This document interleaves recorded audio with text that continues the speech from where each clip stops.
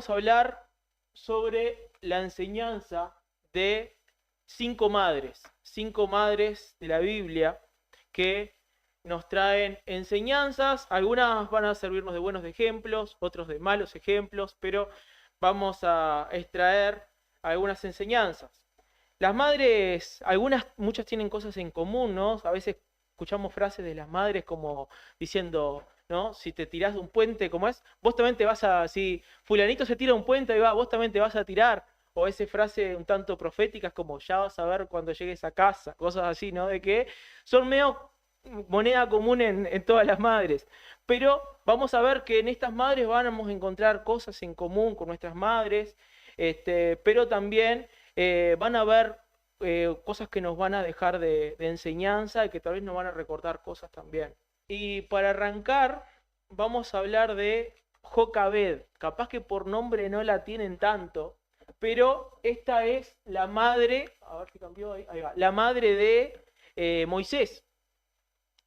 ¿Y cuál era la situación? ¿No? Vayan buscando si quieren en Éxodo capítulo 2, pero ¿cuál era la situación acá? El faraón de Egipto empezó a darse cuenta que el pueblo de Israel empezaba a crecer en población, cada vez a hacerse más grande, a tener más gente. Entonces dijo, bueno, todos los que son varones van a tener que quitarles la vida. Eso era la orden a sus soldados.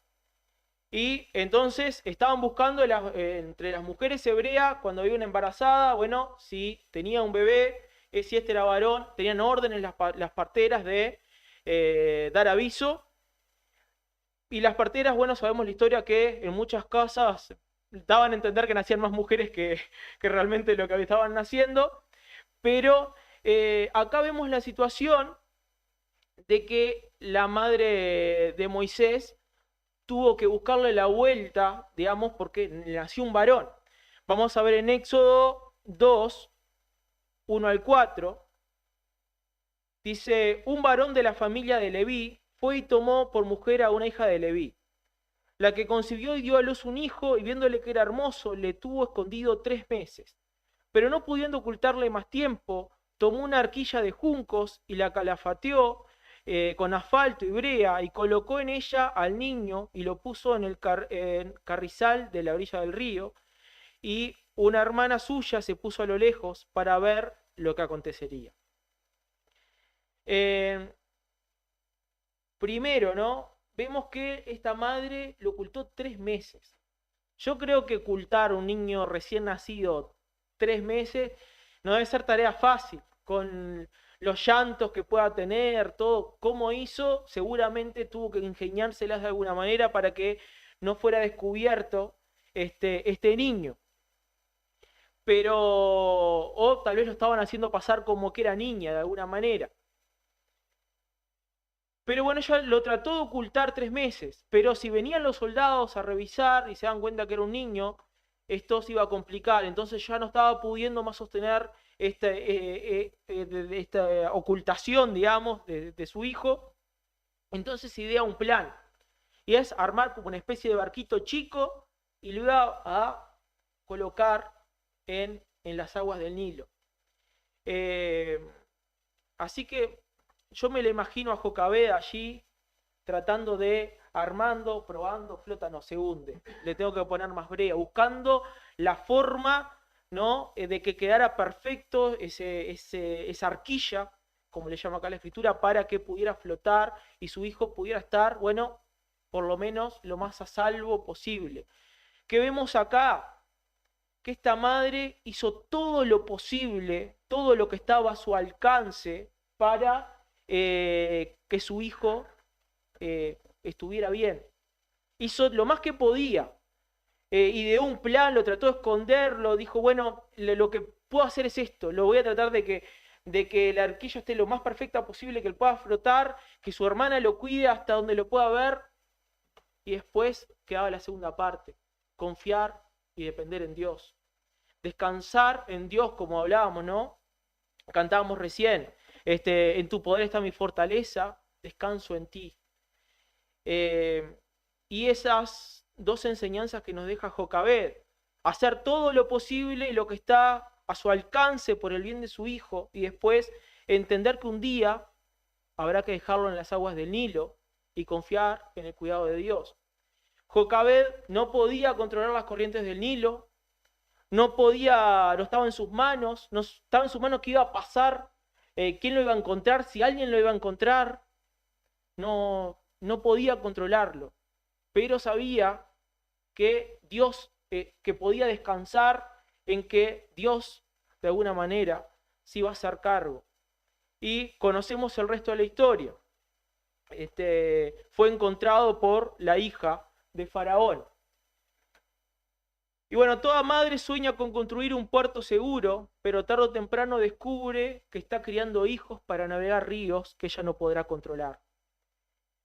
Y yo creo que debe ser difícil para una madre cuando su hijo empieza a crecer y tiene que, el primer día de jardín, ¿no? Después de tenerlo ahí, tener que agarrar y dejarlo, decir, capaz que el niño va re contento y la madre queda llorando, ¿no? Porque pasa a veces al revés. Pero dejarlo al cuidado y que, bueno, Señor, tú te tienes que encargar, Señor, tú te encargarás, tengo que descansar en ti. El hijo crece, se va de la casa y no podemos estar al control. Descanso en ti. Proverbios 22:6, yo se lo leo, dice, instruye al niño en su camino y aun cuando fuere viejo, no se apartará de él. ¿Qué quiere decir esto? Que, digamos, si un hijo se aparta, quiere decir que atrás hay una madre que ha fallado. Y no es así, no necesariamente esto no es así, sino que Proverbios es una literatura sapiencial que habla de verdades genéricas, o no son fórmulas matemáticas, no es que siempre pasa de esta manera, sino que generalmente si una madre instruye su camino, al hijo en su camino, no se apartará de él. Tiene más probabilidades de ese niño seguir encaminado en los caminos de Dios si es instruido.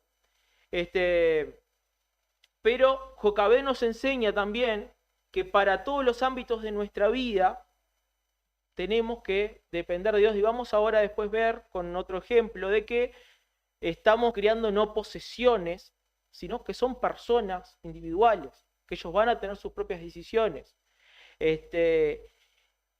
Y bueno, en otras palabras, si instruís a un niño en su camino, tenés más probabilidades que conozca a Cristo. Pero esto no hay una seguridad en esto. Entonces, es necesario también la oración y hacer todo lo posible, que ahora vamos a ver también con otros ejemplos, pero nada se garantiza con esto. Jocabed nos enseña también, para todos los ámbitos de nuestra vida, que a veces podemos hacer mucho más, además que orar, pero otras veces no podemos hacer nada más que orar. A veces vos decís, bueno, tengo este problema, ¿qué podemos hacer? ¿Puedo hacer esto? ¿Puedo hacer esto? Bueno, hagámoslo. Pero otras veces, ¿qué podemos hacer? Nada. ¿Qué puedes hacer? Orar. Y esto es para cualquier ámbito de nuestra vida, para hijos o para cualquier problema que tengamos. ¿Podemos hacer algo humanamente? Bueno, hagámoslo mientras vamos orando. Pero hay otras veces que no vamos a poder hacer nada humanamente y solo nos queda orar a Dios y descansar en Él. Y bueno, esto es la enseñanza que de alguna manera podemos extraer de la vida de Jocabed, y seguramente muchas más, pero vamos a ir a vuelo de pájaro por unas cuantas, por 5 madres. Vamos a ver el ejemplo de Ana, que los hijos acá no son una propiedad, sino un regalo. ¿Cuál es el contexto acá? Que tenemos que entender de que todos nacemos en una cultura, de alguna manera, y la cultura a veces nos rige o socialmente de esto está bien y esto está mal. Entonces Ana nació en una cultura, donde en esa cultura estaba bien visto tal vez que un hombre tuviera más de una mujer, pero estaba mal visto de que una mujer no tuviera hijos. Digamos que el Cana era este hombre, probablemente Ana fue su primera esposa y al ella no darle hijos, buscó una segunda y esto estaba permitido socialmente porque, bueno, él necesitaba hijos. Los hijos de alguna manera en esa época traían seguridad, protección bienes económicos, era todo beneficio. Cuanto más hijos tuviera, más se beneficiaba, perdón, la familia. Y bueno, Ana seguía sin poder darle hijos y Penina, esta nueva mujer del Cana, le daba hijos. Y le daba hijos y se burlaba de ella. Se burlaba, la menospreciaba, pero el Cana de alguna forma amaba a Ana y tal vez que privilegios que le tendría que tocar a Penina se los daba a Ana por amor, pero a su vez Penina es, yo soy la que estoy dando hijos, yo soy la que estoy cumpliendo con la responsabilidad. Entonces había ese, si serían importantes hijos, que el Cana estuvo dispuesto a tener las dos mujeres ahí viviendo y conviviendo, no sé cómo hacía, pero él estuvo dispuesto, ahí vemos la importancia que tenían, porque no debía ser fácil la convivencia esa. Y Ana no debía pasarla bien, porque estaba continuamente siendo hostigada por Penina, burlándose todo el tiempo. Imagínense, niños vengan a comer, porque yo si tengo hijos, yo puedo llamarlos, ¿no? Y Ana ahí llorando por ahí, por los rincones. Ella no estaba bien en esta situación. Primera de Samuel 1, 9 al 12, perdón, yo se los leo igual. Dice, y se levantó Ana después que hubo comido y bebido en Silo, y mientras el sacerdote Elí estaba sentado en una silla junto al pilar del templo de Jehová, ella con amargura de alma oró a Jehová y lloró abundantemente. E hizo voto diciendo, Jehová de los ejércitos, si te dignares a mirar a la aflicción de tu sierva, y te acordares de mí, y no te olvidaras de tu sierva, sino que dieres a tu sierva un hijo varón, yo lo dedicaré a Jehová todos los días de su vida, y no pasará navaja sobre su cabeza. Acá, no, esto último es un voto que iba a ser su futuro hijo. Pero en esa cultura entonces que estaba Ana inmersa, no quiere decir que lo que era aprobado por la cultura era lo que estaba bien delante de Dios.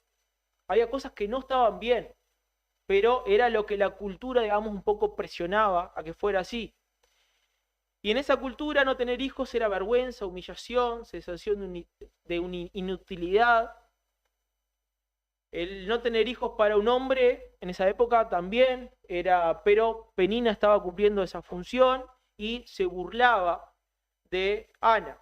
Constantemente la provocaba, pero Ana, en medio de su dolor, ¿qué hizo? Hizo lo que debemos hacer como hijos de Dios cuando hay dolor en nuestra vida, que es ir a nuestro Padre, a nuestro Dios. Alguien decía, el problema no es hacia dónde, no es, perdón, que corramos cuando tenemos miedo, sino que el problema es hacia dónde corremos. Cuando tenemos dolor, cuando nos pasan cosas, ¿hacia dónde corremos? Bueno, el lugar donde tenemos que correr es hacia Dios.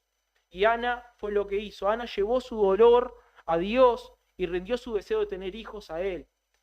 Ana nos da la lección de que los hijos no son nuestra pertenencia, no son la pertenencia ni del padre ni de la madre, sino que son un regalo de Dios. Dios le regaló un hijo a Ana, que eso, digamos, va a ser la buena noticia, ¿no? Después de esta oración. Y Dios a aquellos que son padres les ha regalado tiempo para compartir con sus hijos. Ese tiempo con el que tienen con sus hijos es un regalo de Dios. Y no son nuestra pertenencia. No son para cumplir nuestros sueños frustrados, nuestros deseos o enmendar nuestros fracasos, que a veces pasa mucho, ¿no? Yo quería hacer esto, quería ser doctor, pero como no pude, mi hijo va a ser doctor. Como yo quería que mi hijo fuera esto, yo quería hacer esto, pero como no pude, mi hijo va a hacer esto otro. Tu hijo es una persona independiente que va a tener sus deseos y estás teniendo tiempo que Dios te está regalando con él para que vos puedas invertir en él. Y ahora vamos a ver un poquito un buen ejemplo de invertir en los hijos a temprana edad. Pero bueno, los hijos no son pertenencias, y fue algo que Ana entendió. Cuando Ana entregó a Samuel, entregó su hijo allí porque era lo que había prometido a Dios, que y lo iba a dejar allí en el templo. Ella reconoció que, digamos, renunciaba, perdón, al control de su destino. Ya lo estaba dejando allí y estaba renunciando a controlar lo que podía pasar con su hijo, confiando en que Dios tenía un plan superior a lo que eran sus expectativas. Y yo me pongo a pensar humanamente, ¿no? Ana, si se ponía a ver el entorno en el cual se criaría su hijo, Elí no era buen padre. Tenía unos hijos que eran un desastre, lo sabemos más, eran un desastre. Pero Ana de alguna manera sabía que Dios iba a estar al control. Y así fue. Samuel fue un niño bien criado, un niño que amaba a Dios. Y aunque los hijos verdaderos de Elí eran un fracaso, era un desastre, Samuel, Dios lo guardó, la mano de Dios estuvo allí. Y seguramente las oraciones de Ana no dejaron de cesar durante todo ese tiempo. Y Ana nos muestra a quién debemos rendir nuestras cargas y a quién debemos acudir cuando tenemos dolor. Es a Dios. Ana nos muestra que a veces amar es soltar también. Entonces, Ana sabía bien que un hijo no era para ella, sino que el hijo que Dios le daba era un regalo. Era un regalo. Pero vamos a ver ahora un ejemplo donde pasaba un poco esto, había un sufrimiento por no tener un hijo, pero la motivación era totalmente distinta. Y este es el caso de Raquel. La maternidad cuando se vuelve una idolatría. Génesis 3:30, perdón, 1 al 2, ahora vamos a ver. Pero, ¿qué sucedió aquí? No sé si se acuerdan de la historia, pero Jacob amaba a Raquel y su suegro de alguna manera lo engañó, le terminó dando, muchos en broma no, dice que desafinó porque en lugar de dar la menor le dio a la mayor. Pero, ¿qué pasó? Le dio a Lea en casamiento, pero Jacob amaba a Raquel, trabajó muchos años por Raquel para poder tenerla también como esposa. Y no vamos a ver este caso, pero a mí me entristece mucho la vida de Lea, porque Lea idolatraba el amor de Jacob. Ella buscaba tener hijos para llegar a que Jacob la amara de verdad. Y cada hijo nuevo que le daba buscaba la aprobación de Jacob y no la conseguía. Y así tuvo un montón de hijos y aún así no llegaba a tener el amor de Jacob, que estaba el amor de Jacob presente a Raquel. Pero Raquel a su vez decía, yo no estoy teniendo hijos. Quería tener hijos. Entonces, Génesis 30:1 al 2 dice, viendo Raquel que no daba hijos a Jacob, tuvo envidia de su hermana y decía a Jacob, dame hijos o si no me muero. Y Jacob se enojó con Raquel y dijo, ¿soy yo acaso Dios que te impidió el fruto de tu vientre? Y acá vemos que no es la situación de Ana. Ana tenía un deseo, pero ese deseo estaba centrado en Dios. Había alguien que decía, yo quiero hijos, digamos, para mí, de alguna manera, para ser yo mejor. Raquel, idolatraba la maternidad. O sea, si no me muero, si no tengo hijos me muero. De alguna forma lo más importante para mí es tener hijos. Y tenemos dos extremos. Hablábamos de la cultura, tenemos una cultura hoy en día donde tener hijos te dicen, ¿no? Te vas a arruinar la vida. O la maternidad te limita. O lo importante es realizarte. Cada vez la maternidad ha dejado de tener la importancia que debe tener. Pero en otros ambientes se piensa a veces que la mujer no vale si no está casada, o que la mujer no vale si no tiene hijos, o que si no cumple cierto molde, ciertos requisitos. Y de alguna manera Raquel estaba viendo como que su importancia estaba en tener hijos, y acá era el problema. Muchas veces, inclusive como cristianos, hemos malinterpretado Proverbios 31, ¿no? El pasaje de la mujer virtuosa, como si fuera una checklist de que la mujer tiene que cumplir esto, esto, esto, esto. Y, y si nos ponemos a leer con atención ese pasaje, esa mujer no tiene vida, no duerme, no sé cómo hace, pero hace de todo. ¿En qué momento duerme? Y si entramos a ver bien, es un acróstico en hebreo, ¿no?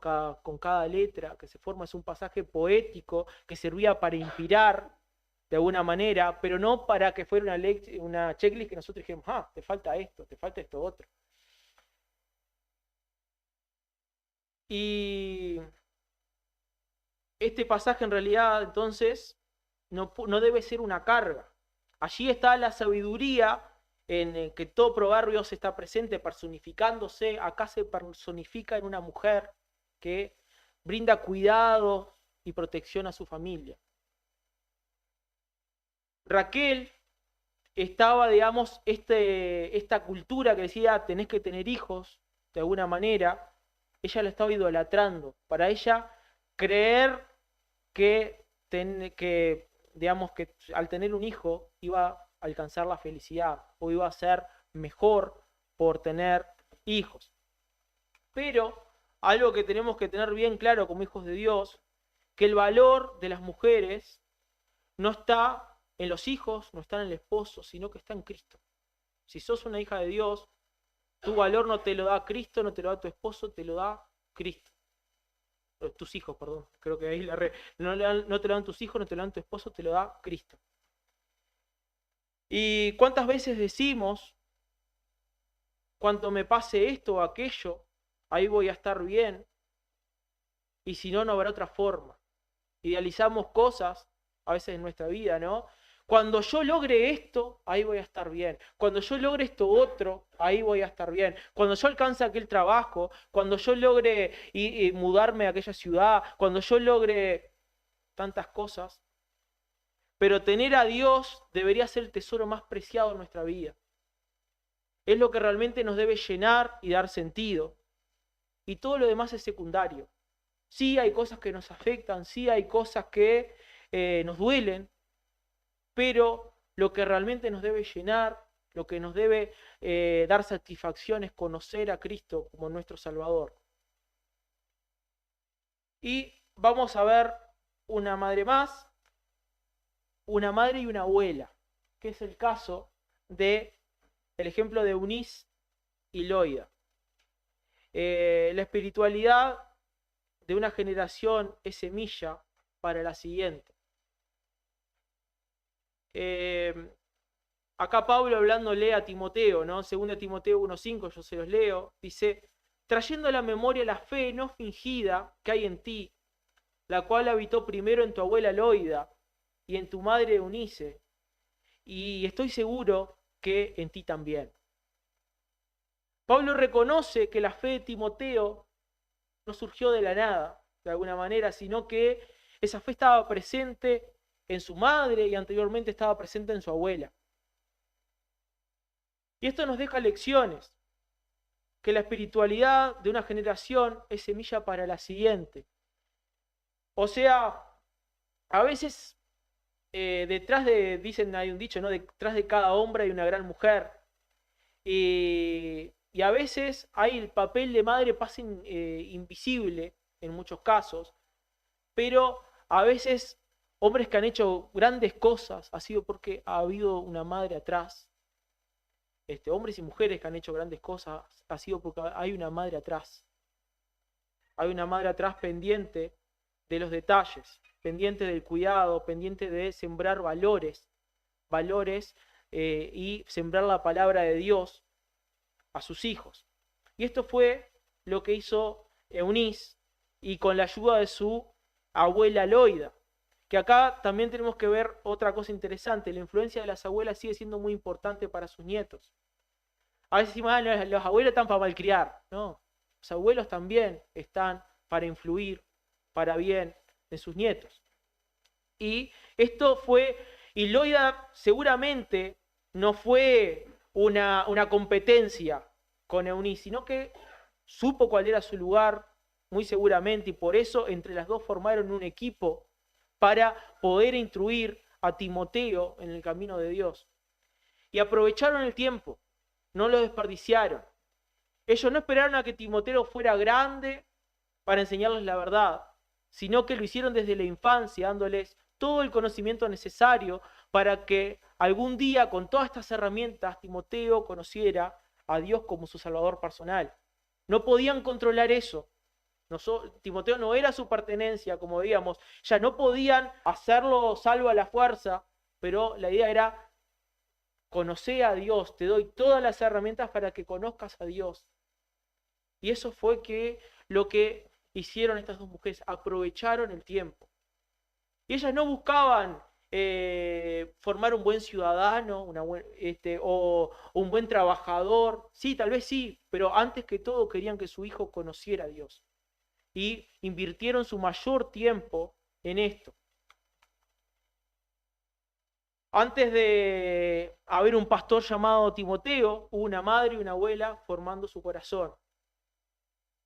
Y eso a veces, como digo, son tareas que pasan inadvertidas, pero el gran labor de una madre a veces pasa desapercibido.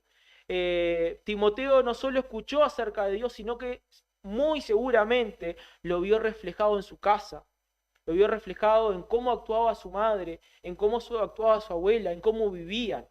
Porque cuando son solo palabras, los niños no son bobos, se dan cuenta. Mamá dice esto, y hace esto. Seguramente ellas también educaban con su ejemplo. Ellas no buscaron formar principalmente, como decía, tantas cosas que a veces se pueden anhelar para un hijo o una hija, sino que buscaron primeramente que pudiera conocer a Dios como su Salvador personal en algún momento. Vamos a ver por último el ejemplo de Noemí. Y bueno, para contextualizar un poco, Noemí había perdido su marido, había perdido sus dos hijos y estaba con sus dos nueras.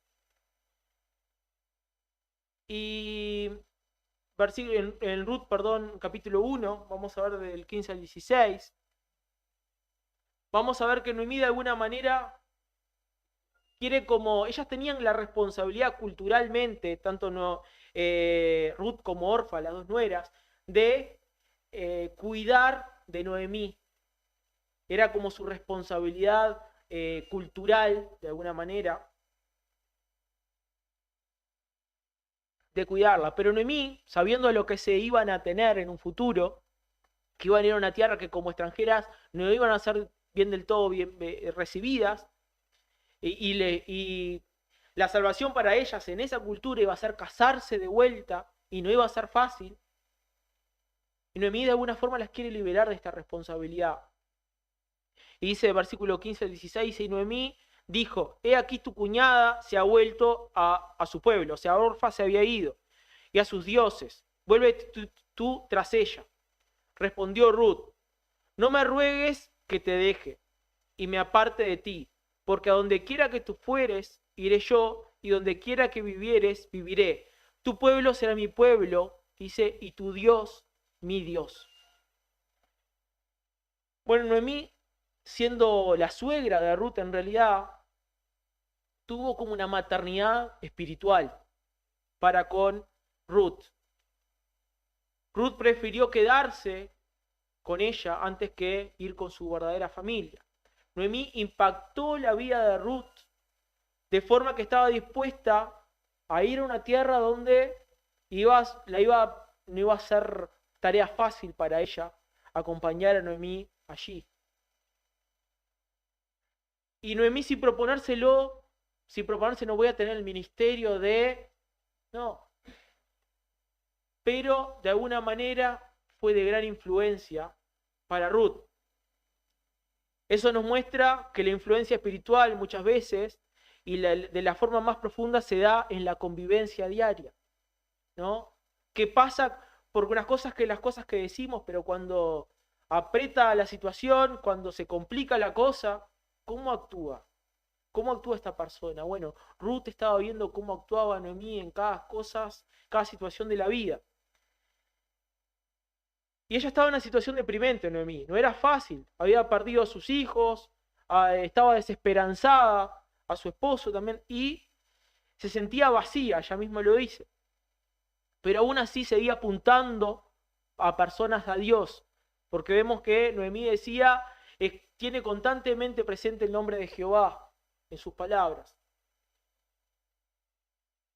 Y esta maternidad espiritual que ofició Noemí fue el medio para que Ruth conociera a Dios. O sea, Dios usó a Noemí para que Ruth conociera a Dios. Y sabemos que después Ruth, inclusive, su hijo iba a ser parte del linaje donde después íbamos a llegar a Jesús. Acá una maternidad espiritual fue Noemí para Ruth. En Tito 2, 3 al 5, yo se los leo, dice, las ancianas asimismo sean reverentes en su porte, no calumniadoras, no esclavas del vino, maestras del bien. Dice que enseñen a las mujeres jóvenes a amar a sus maridos y a sus hijos, a ser prudentes, castas, cuidadosas de su casa, buenas, sujetas a sus maridos, para que la palabra de Dios no sea blasfemada. Acá hay una responsabilidad de alguna manera que Dios encomienda a aquellas mujeres que ya son maduras, que ya son grandes, a preocuparse por los jóvenes, a preocuparse por ayudar, por guiar, por aconsejar a las más jóvenes. Dios llama a las mujeres más grandes y maduras en la fe a ser madres espirituales de alguna manera de las más jóvenes, tener una mentoría espiritual e instruirlas. Y esto también aplica para los varones también, ¿no? ¿Qué tanto estás instruyendo, si sos una persona madura en la fe, qué tanto estás instruyendo a otros para que ayudarles a caminar con Dios, para ayudar que errores que vos cometiste, tal vez prevenir a otros, para ir aconsejando con amor a otros? Bueno, hoy cantamos Descanso en ti, que ya vimos, y cantamos Soy adoptado. Y esto, digamos, fue como una especie de adopción lo que hizo Noemí con Ruth. Y vemos que la adopción estuvo presente también en Moisés, cuando la hija de Faraón lo adoptó. Elí tuvo una especie también de adopción de Samuel. Y vemos que la adopción está presente. Leía la otra vez un libro, ¿no?, de David Platt, que él adoptó un hijo justo de un país lejano, y hablaba cómo en la iglesia sabe, de alguna forma ha dejado a un costado lo que es la adopción. Y deberíamos liderar nosotros, como hijos de Dios, en este ámbito. Estar dispuestos a adoptar hijos, ¿no? Poder brindar un hogar de amor a hijos que no tienen, ¿no? Habla Dios, ¿no?, de la religión, Santiago, de la religión pura, ¿no?, de cuidar las viudas y los huérfanos. Y esto a veces como iglesia no lo tenemos en cuenta, lo vemos como un plan B, a veces cuando no se da de la forma normal. Pero qué importante es que podamos también, quién sabe, tener como un ministerio, tomarlo como una buena tarea, porque nosotros hemos sido adoptados. Es una gran forma de representar o de ver el amor de Dios de otro ámbito. Hemos sido adoptados por Dios. Cantábamos, soy adoptado. Y de alguna forma Dios nos adoptó en la salvación, nos hizo parte de una nueva familia y Él es nuestro Padre. En Cristo Él ahora es nuestro Padre. Dice que nosotros podemos decirle Abba Padre, como si fuera papá. O sea que esto también es una esperanza para que tal vez aquellos que no han tenido, tal vez no tienen un buen recuerdo de sus padres, como vimos, no todos los padres han hecho las cosas bien. Seguramente muchos podemos decir, la verdad que en mi caso no tengo buenos recuerdos. Pero acá hay una historia de redención. Ya cuando sos salvo, Dios es tu papá. Estás en una nueva familia, Dios es tu papá. Y, digamos, tenés el Padre perfecto, el Padre que conoce todos tus detalles, que se preocupa por vos. Y esto es de gran esperanza. Jocabed nos enseñó que la maternidad hace todo lo posible, pero entiende que llega un momento donde hay que soltar el canasto, soltar esa barquilla al Nilo y confiar en Dios. Ana nos enseñó que los hijos son un regalo, no una propiedad. Que amar también es rendir a Dios aquello que más valoramos. Raquel nos recuerda que el valor de una mujer no comienza en la maternidad ni en cumplir expectativas humanas, sino que su identidad está en Dios, en Cristo. Eunice y Loida nos enseñan a invertir tiempo en lo que realmente importa. Ellas sembraron en Timoteo una fe sincera y dieron herramientas para que él pudiera conocer verdaderamente a Dios. Noemí nos muestra que también existe una maternidad espiritual, que hay mujeres que quizás nunca dieron a luz, pero han ayudado a llevar vidas al reino de Dios. Y ninguna de estas mujeres fue perfecta. Y seguramente no acertaron en todas y se equivocaron un montón de veces. Y quizás vos pensás en tu madre y pensás en tu padre y decís, cometieron errores conmigo, y tal vez decís, yo no quiero como padre o como madre cometer los errores que han cometido conmigo, pero vas a cometer otro tipo de errores seguramente. Tenemos que de alguna forma tener un corazón misericordioso para cuando recordamos a nuestros padres, porque nadie nace con un manual y decir, un buen padre es así, una buena madre es así. Y hacen lo mejor que pueden, con errores, con virtudes, hacen lo mejor que pueden. Y que se van a equivocar, seguramente muchas veces. Pero están intentando hacer lo mejor que pueden si realmente aman a Dios, si realmente aman, buscan hacer la voluntad de Dios. Pero hay algo esperanzador en todo esto.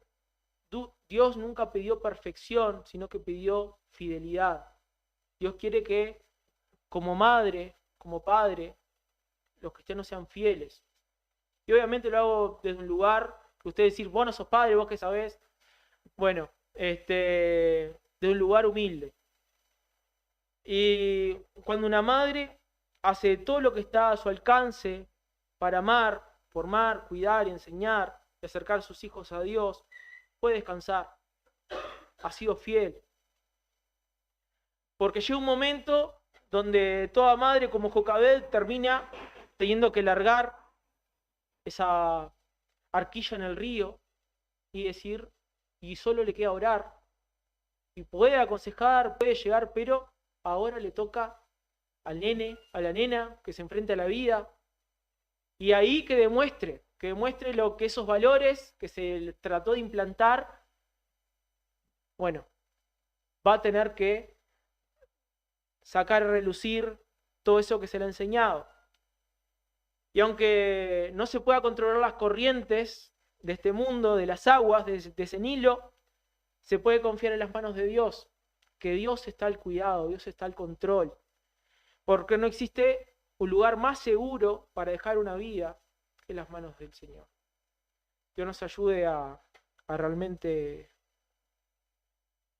a poder encomendar, ¿no?, a los que tienen hijos, a sus hijos, y de alguna forma también esto es aplicable a cualquier situación que estemos viviendo, poder encomendarla a Dios, que Él tiene el control de todas las cosas.